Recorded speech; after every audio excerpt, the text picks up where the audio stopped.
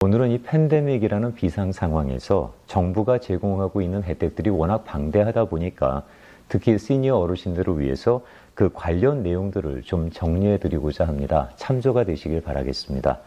먼저 용어부터 잠깐 이해하고 가겠습니다. CARES Act라는 말을 요새 많이 들어보셨을 겁니다. 코로나 바이러스 에이드 릴리프 앤 이코노믹 시큐리티 액트의 줄임말인데요. 코로나 바이러스 지원 구제 그리고 경제 안정을 위한 법안이라는 의미가 되겠습니다. 2조 달러가 훨씬 넘는 막대한 돈을 방출해서라도 이 위기를 극복해 보겠다는 정책입니다. 그런데도 시시각각 상황이 급변하다 보니까 풀어야 하는 지원금도 점점 늘어나서 정부에서는 스몰 비즈니스를 위한 지원금을 3천억 달러 정도 더 확대할 계획이고요. 그 이상도 검토 중에 있다고 합니다. 그럼 이 정책에 의해서 우리가 어떤 혜택을 받을 수 있는지를 정리해 보겠습니다. 먼저 개인이 받을 수 있는 혜택입니다. 소위 스티뮬러스 책이라고 해서 성인 한 명당 1,200달러씩 받는 프로그램인데요.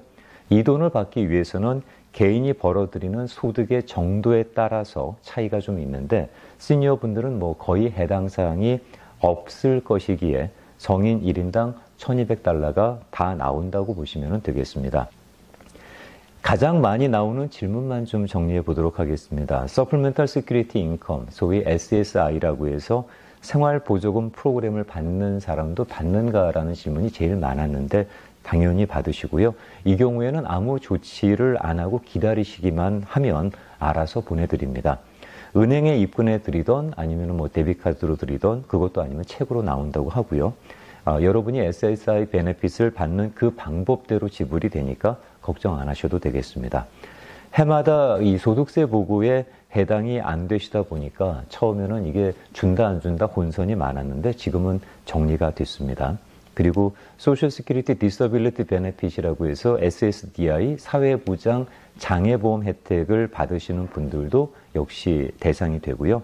소셜 시큐리티 연금 받으시는 분들도 당연히 받습니다. 그런데 여기에는 본인이 부양 가족이냐 아니냐를 갖고 세제상의 그 이중 혜택, 중복 혜택 문제가 있으니까 유의하시기 바라겠습니다. 혹시나 근무하시는 분야가 엔터테인먼트 쪽이거나 의료 분야이신 분들은 별도의 자금으로 기금을 받으시거나 구제 신청을 하실 수가 있겠습니다. 세금 납부는 연기된 거 알고 계시죠? 이건 알고 계시거나 또 해당 사항이 없는 분도 많으실 테니까 그냥 넘어가겠습니다. 소위 우리가 엔젤리노 카드라고 불렀던 이 하우징 커뮤니티 인베스트먼트 디파트먼트 LA에서 풀기로 했던 자금은 이미 신청이 끝났으니까 이 부분은 그냥 넘어가도록 하겠습니다. 자, 이번에는 EIDL이라고 불리는 비즈니스 혜택에 대해서 정리해 보겠습니다.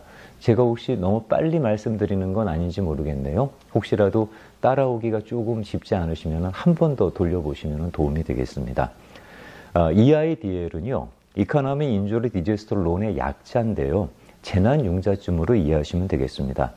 한동안 신청만 하면은 $10,000 돈이 들어온다고 알고 있었던 그 이멀전시 어드밴스가 그 제일 잘 알려져 있는 프로그램인데 지금은 직원당 $1,000씩 드는 걸로 이 지침이 정해졌죠. 정확히 말하면 이제 up to $10,000까지가 되겠습니다. 직원 한 명당 $1,000니까 직원이 3명이면 $3,000. 만약에 직원이 없다고 신청을 하셨다면 한 푼도 안 나올 수 있습니다. 이 지침이 조금 나중에 발표가 되는 바람에 아마 큰 기대하셨다가 낙담하는 분들이 많으셨을 것 같은데요. 만약 신청하는 대로 $10,000씩 지급이 그냥 된다고 하면 또 이것도 또 어떨까 싶어서 조심스럽긴 했던 정책입니다.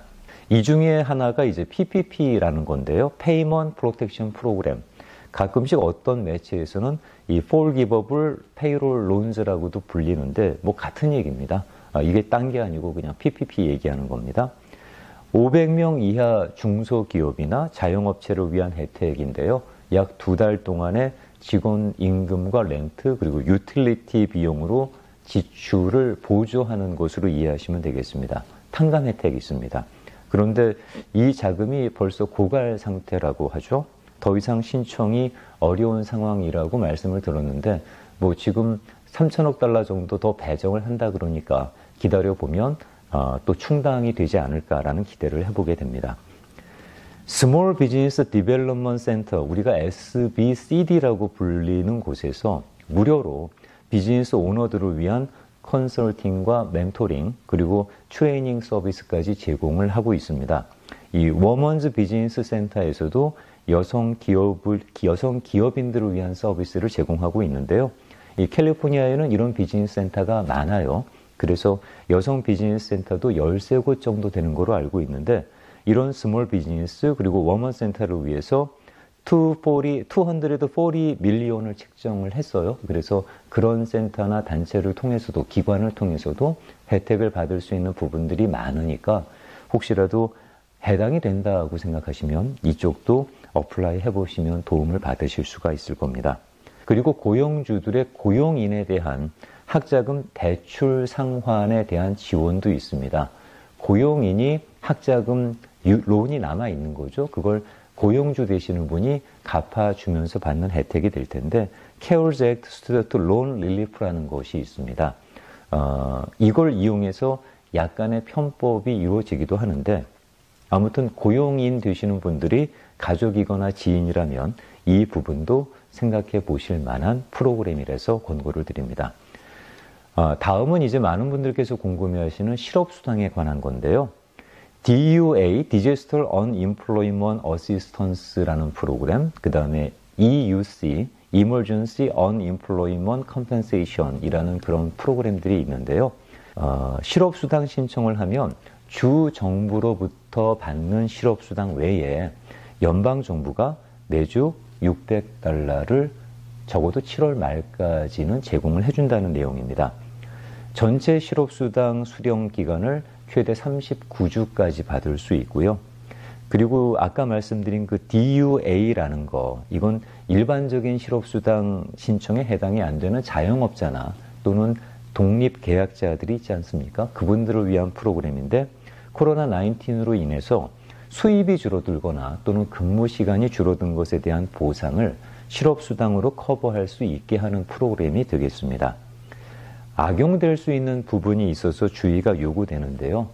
허위로 신청하는 경우에는 이 플로드라 그래서 사기죄가 적용되고 벌금을 물 수도 있으니까 뭐 남들이 다 신청하란다고 신청했다가 나중에 불이익을 당하는 일은 없으셔야 되겠습니다.